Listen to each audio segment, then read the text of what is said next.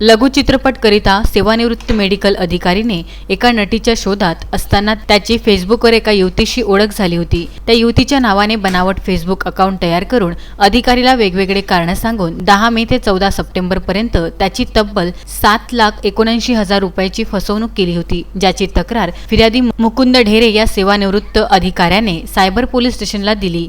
या घटनेत मोठ्या रकमेची फसवणूक झाली असल्यामुळे पोलीस आयुक्त डॉक्टर आरती सिंह यांनी विशेष लक्ष देऊन तपास करायला आदेश देण्यात आले। या घटनेत सायबर पोलिसांनी तांत्रिक माहिती गोळा करून वेगवेगळी सिम कार्ड, बँक अकाउंट आरोपी वापर करीत असल्यामुळे शेवटी त्याचा शोध लावण्यात आला।